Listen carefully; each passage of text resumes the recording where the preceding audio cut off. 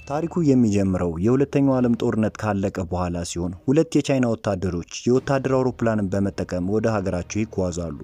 ሁሉም ነገር መልካም ነበር የሚመስለው። በድንገት ግን አንድ ወፍ የፕሌኑን መስታወት ይመታዋል። ሁለቱም ወታደሮች ደነገጡ፣ ምክንያቱም እንደዚህ አይነት ወፍ ተመልክተው አያውቁም ነበረ። ከትንሽ ቆይታ በኋላ ታዲያ የወፉ አምሳያዎች በተደጋጋሚ ፕሌኑን ያጠቁታል። በእነዚህ መንጋ ወፎች ምክንያትም ፕሌኑ ባላንሱን ያጣል። በዚህም አየር ላይ ሊጋይ ሲል ወታደሮቹ ከፕሌኑ ዘለው ማምለጥ ቻሉ። አንዱ ወታደር ፓራሹቱን በመጠቀም ከአንድ ዳርቻ ሲያርፍ፣ አንደኛው ደግሞ ከአንድ ሐይቅ መሃል ሊያርፍ ሲል በጣም ግዙፍ የሆነ አዞ መጥቶ ይውጠዋል።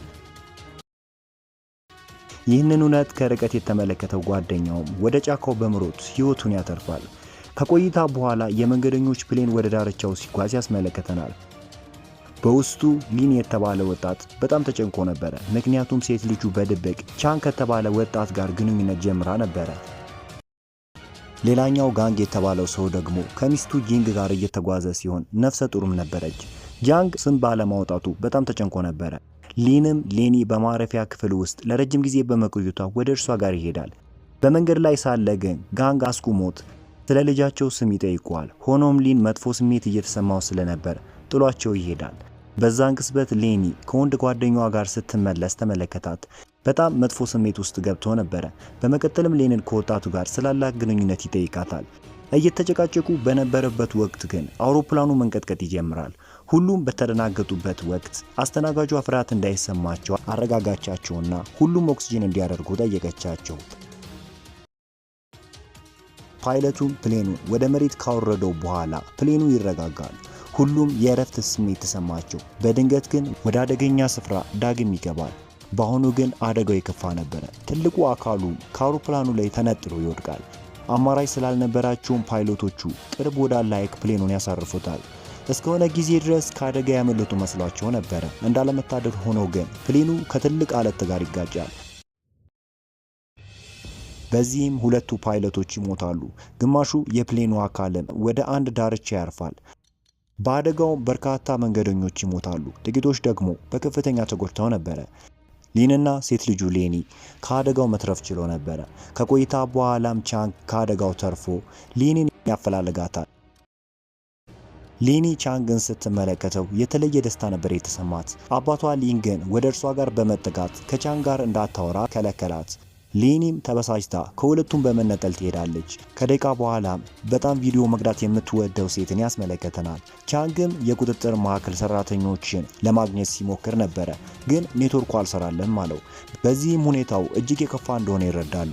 ሌንም በዚህ ሁኔታ በቦታው መቆየት እንኳን በጣም ከባድ ነው ይላል። ስለዚህ ሊን፣ ቻንግ እና ጁ በጫካ ውስጥ ውሃ ለማፈላለግ ይወስናሉ። በመንገድ ላይ ሳሉ ሊን ከልጁ ቻንግን እንዲልጅ ይጠይቀዋል። ወደ ጫካው የውስጠኛ ክፍል ሲገቡ የአንድ እንስሳ ትልቅ አሻራ ያገኛሉ። እውነቱ ለጊዜውም ቢያስገርማቸው ይህን ያለ ቦታ ግን አልሰጡትም ነበረ። መንገዳቸውንም ይቀጥላሉ። በዳርቻው አንድ ሰው ከሞተ ሰው ላይ ገንዘብ ሲወስድ በድንገት አዞ ነክሶ ይገለዋል። ምን እንደተፈጠረ ማንም አላወቀም ነበረ። ከቆይታ በኋላ ቻንግና ሚስቱን ያስመለክተናል። ከአደጋው መትረፍ ችለውም ነበረ። ሌኒን ሲያገኛትም ያወራት ጀመረ። በንግግራቸው መሃል የእናቷ ቀብር በአውስትራሊያ እንደተከታተለች ነገረቻት። ይህንን ስትሰማ ጂንግ ጄን በጣም አዝና ነበረ። በሌላ በኩል ጂን፣ ቻንግ እና ጁ አንድ ቤት ያገኛሉ። በውስጡም መሳሪያ አግኝተው ነበረ። አንድ ጽሑፍም ነበረ።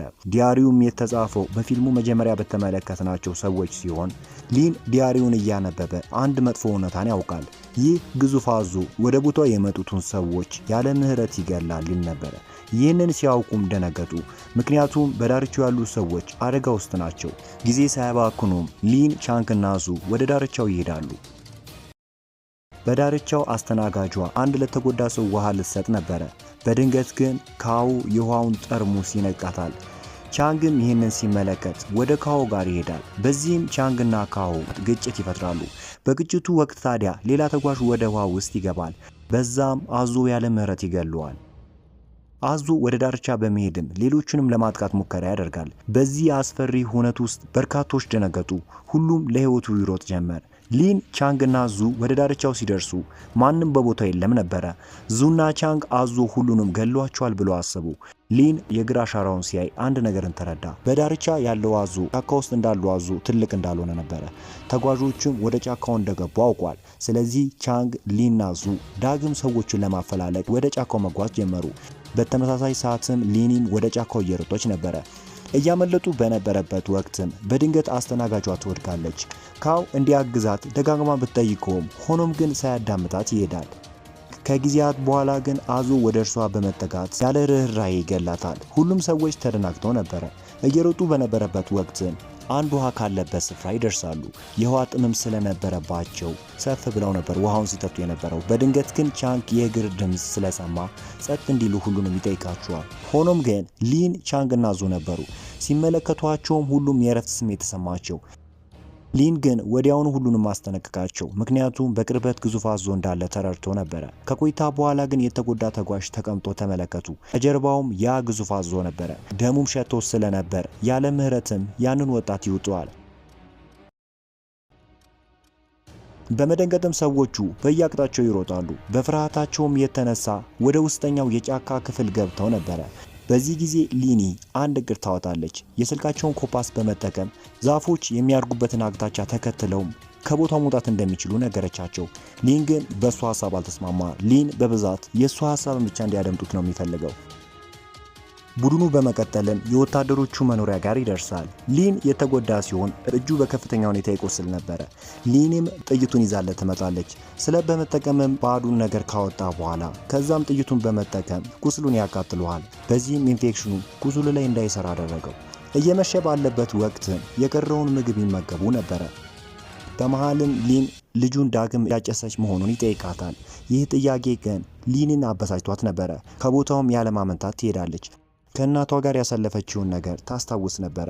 አባቷ በምትፈልገው ጊዜ እርሱ በቦታው አልነበረም ነበረ። በዚህም በአባቷ ተበሳጭታለች። በሌላ ቀን ሌኒ የቤተሰቦቹን ፎቶ ሲመለከት ስሜታዊ ይሆናል። ከቆይታ በኋላም ሌኒ ወደ ጫካው ይሄዳል። በሌላ በኩል የካው ሚስት ጫካ ውስጥ ቪዲዮ እየቀዳች ትጓዝ ነበረ። በድንገት ግን አንድ የተለየ ስፍራ በአረንጓዴ የተሸፈነ ቦታ ያገኛሉ። ያ ንጥረ ነገርም በልጅቱ ሰውነት ላይ ይሰራጫል። ጥሩ ስሜት አልተሰማትም ነበረ። ቀረብ ወዳለ ውሃ ጋርም ትሄዳለች። ይህ ፈሳሽ ግን የሸረሪት እንቁላል ነበረ። ወደ ካምፑ ስንመለስም ሊኒና ሌሎች ያ ግዙፍ ሸረሪት ከበስተጀርባቸው ይታይ ነበረ። ሁሉም ለማምለጥ ይሞክራሉ። ድንገት ግን አንድ መንገደኛ ድሩ ውስጥ ይገባል። ከዛም ለመውጣት ሲሞክር ከአንድ ዛፍ ጋር በመጋጨቱ ያ ድምፅ ሸረሪቱ እንዲነቃ አደረገው። በሰከንድ ውስጥም ያለ ምህረት ይገለዋል። ይህንን ሲመለከቱ ሌሎች በድንጋጤ ይሯሯጡ ጀመሩ። በግርግሩም ጋንግና ሚስቱ ከመሬት ይወድቃሉ። ያ ትልቅ ሸረሪትም ሊገላቸው ሲል ጁ ትልቅ ድንጋይ ወደ ሸረሪቱ ይወረውራል። በዚህም ሸረሪቱ ወደ ጁ መሮጥ ጀመረ። ጁ ሲሮጥ ሌሎች እንዲያመልጡ በሩን ከፈተላቸው። ይህንን በመጠቀምም ቅርቡ ወዳለ ስፍራ ሸሽተው ማምለጥ ቻሉ። እንደዛም ሆኖ ግን ያ ግዙፍ ሸረሪት ከቅርባቸው ነበረ። በዛን ቅጽበት ሊን ልጁን እያፈላለገ ከቦታው ይደርሳል። ያ ግዙፍ ሸረሪት ቡድኑን እንደከበበው ስላወቀ አንድ ውሳኔን ይወስናል። በመጮህም ሸረሪቱን ወደ እሱ እንዲመጣ አደረገው። ሸረሪቱ እሱን ሲከተልም ሌሎች ማምለጥ ችሎ ነበረ። ሊንም ከአንድ ቦታ ሲደርስ ይደበቃል። ሊን ያለበት ቦታ እንዳይታወቅም አንድ ቁስ ወደ ሌላ አቅጣጫ ወረወረ። በዚህም ሸረሪቱ አቅጣጫውን በመከተል ከቦታው ይሄዳል። ከቆይታ በኋላም ዙ ሊን ካለበት ቦታ ደረሰ። ሊንም ደስታ ተሰምቶት ነበረ። በድንገት ግን ሌላ ግዙፍ ሸረሪት ተመለከቱ። ያ ሸረሪትም ዙን ከጀርባው በመውጋት ይገለዋል። ሊንም በእውነቱ እጅግ አዘነ። ሊን ትንሽ ጉዳት ቢደርስበትም እንደምንም ብሎ ከቦታው ማምለጥ ችሎ ነበረ። አቅሙን በመጠቀም ፈንጂ ወደ ሸረሪቱ በመወርወር ሸረሪቱን ይገለዋል። በሌላ በኩል ሊን፣ ይና ቻንግ ወደፊት መጓዛቸውን ቀጥለው ነበረ። አንድ ትንሽ ወንዝም እያቋረጡ በነበረበት ወቅትም ወደ ሊኒ በመጠጋት ሊያጠቃት ይሞክራል። ይህንን ሲመለከት ቻንግ ቢላ በመያዝ ሊያድናት ሞከረ። ሆኖም እግሩ ከአንድ ቁጥቋጦ ውስጥ በመግባቱ ወደ ውሃው ይገባል። አዙ ሊገለው ሲልም ሊን ከቦታው ይደርሳል። እንደምንም ብሎ ሊንም ቻንግን ከአዙ ያዳነው። የአባቷን ስራ ስትመለከትም ሊኒ ስሜታዊ ሆና አቀፈችው። በመሃላቸው ያለው ቅራኔ በዛ ቅጽበት ይፈታል። ከሆነ ቦታም ካውና ሚስቱ ከአንድ ፏፏቴ አካባቢ ሆነው ያሳየናል። ሚስቱ ያንን የሸረሪት ፈሳሽ ለማስወገድ ትሞክራለች። በድንገት ግን አዞ ያጠቃታል። እንዲረዳት ብትጠይቀውም ካው ግን ራሱ ለማትረፍ ነበር የሞከረው። ያቺን ሴትም ያለ ምህረት አዞ ይገላታል። ከዛም ሊንና ሌሎች የተረፉ ሰዎች ከወደቀው ፕሌን አቅራቢያ ይደርሳሉ። ከቦታውም ሽጉጥና ራዲዮ አግኝተው ነበረ። ራዲዮውንም በመጠቀም ሊኒ የቁጥጥር ማዕከሉን ሰዎች ታገኛለች። የአዳኝ ቡድኑም ለረጅም ጊዜ ሲያፈላለጋቸው እንደነበረና ከምዕራብ ዳርቻን በቅርቡ እንደሚያርፍ አሳወቋቸው። በዚህም በተስፋ በመሞላት ሁሉም ወደ ምዕራብ መጓዝ ይጀምራሉ። በቀጣይም ካኦ የልብ መድኃኒት ሲጠቀም ያስመለከተናል። ከዛም ሊንና ሌሎች ከቦታው ይደርሳሉ። ካኦ ብቻውን ሲመለከቱት ሊኒ ስለ ሴቷ ይጠይቀዋል። ካኦም አዞ እንደገደላት ይናገራል። ሊኒ ግን ካኦ መጥፎ ሰው እንደሆነ ተረድቶ ነበረ። በዚህም ሊን ልጁ ከካኦ እንድትርቅ ይነግራታል። አሁን ሁሉም የተረፉት ሰዎች ወደ ምዕራብ መጓዝ ይቀጥላሉ። ወደ አንድ ወንዝ ሲደርሱ ፍርሃት ተሞልተው ነበረ። ደፋሩ ሊንም በመጀመሪያ ያቋርጣል። ከዛም ሌሎች ይከተሉ ጀመረ። የሚያሳዝነው ነገር ግን በወንዙ መሃል አካባቢ እንዳሉ አዞ ይጠጋቸው ጀመረ። በርካቶች ከወንዙ መውጣት ችለዋል። ቻንግና ሚስቱ ግን በውሃ ውስጥ ነበሩ። አዞውን በዝግታ በጣም ቀረባቸው። መውጫ መንገድም ስለሌላቸው አንድ ውሳኔን ይወስናሉ። ሚስቱን ወደ ዳርቻው በመግፋት በውሃ ውስጥ ይቀራል። ከቆይታ በኋላም አዞ በጭካኔ ይገለዋል። ሌሎች ሲመለከቱት በጣም አዘኑ። አዞ ግን ይህ በቃኝ አላለም። ሌሎችን የሚከተል ጀመረ። ሊን ጥይት ቢተኩስበትም ጠጠር የወደቀበት እንኳን አልመሰለውም። በግርግሩ ውስጥም ካሮ መሬት ላይ ይወድቃል። ሊኒ ልትረዳው ስትሞክር ወደ መሬት ወርውሯት ያመልጣል። ስለዚህ አዞ ወደ ሊኒ ይቀርባት ጀመረ። ሊኒም የመሳሪያ ማዕት አወረደበት። በመሃልም ሐሳቡን ቀይሮ ፊቱን ወደ ካኦ አዞረ። የልብ ችግር ስለነበረበትም ካኦ ከመሬት ይወድቃል። አዞም ያለማመንታት ካኦን ይገለዋል። ከዛም አዞ እየሄደ በነበረበት ወቅት ሊኒ በአዞ አካል ላይ በድንገት ተይዛ ነበረ። በዚህም አዞ ይዟት ይሄዳል። አባቷ ልጁን ለማዳን ይከተለው ጀመረ። ቻንግ ጂንግጄንን እንዲጠብቃት ጠየቀው። ሆኖም ግን ቻንግ ይህ በሐሳቡ ሳይስማማ ሊንን ይከተለው ጀመረ። ወደ አዞ ዋሻ ሲደርሱም አዞ በውስጥ ተኝቶ ነበረ። በርካታ የሰው አጽምም በውስጡ ነበረ። የፈራችው ጂንግጄን ከውጭ ሆና ትመለከታለች። ሊን ግን በጸጥታ ወደ ክፍሉ ይገባል። ሊኒም በህይወት ነበረ። ሊኒም አባቷን ስትመለከት የእረፍት ስሜት ይሰማታል። ከማምለጣቸው በፊት ግን አዞ ይነቃል። ሊንም በፍጥነት ቻንክ ሊኒን ወደ ውጭ ይዟት እንዲሄድ ጠየቀው። ሊንም አዞውን ልትገለው ትሞክራለች። ቻንክም ሊኒን ከዋሻው ይዟት ይወጣል። ከጂንግጄን ጋርም በመሆን ያመልጣሉ። ያለማመንታትም ቻንግ ወደ ሊን ጋር ተመልሶ ሊሄድ ይሞክራል። ሊንም ጠባብ ወደ ሆነው የዋሻ ክፍል ተደብቆ ነበረ። አዞ ግን ሊገድለው ይሞክራል። በዛን ቅጽበት ቻንግ ከቦታው ይደርሳል። በዛን ጊዜ አንድ የወደቀ ቦምብ ከመሬት ላይ አገኘ። ካነሳውም በኋላ ይጮሃል።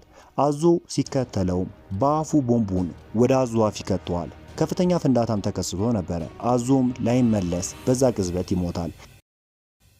ይህንን ሲመለከት ሊን በቻንክ ድርጊት ተደሰተ። ከቆይታ በኋላ ሊንና ቻንግ ከዋሻው ይወጣሉ። በውጪ ሊንና ጂንግጄን ከውጪ ይጠብቁት ነበረ። ሲመለከቷቸውን በደስታ የሚሆኑትን አጥተው ነበረ። ቡድኑ ወደ ዳርቻው ሲደርስ የህይወት ታዳጊው ቡድን ከቦታው ደርሶ ነበረ። በዚህም ህይወታቸውን ታደጋቸው። ከዚህ ፊልም የተረዳነው ነገር ለሌሎች ህይወት የደረሱ ከአደጋው መትረፍ ችለዋል። ከዚህም ፊልም ብዙ ነገር እንደምትረዱ ተስፋ እናደርጋለን። በአዲስ ቪዲዮ እስክንገናኝ ድረስ መልካሙን ተመኘው።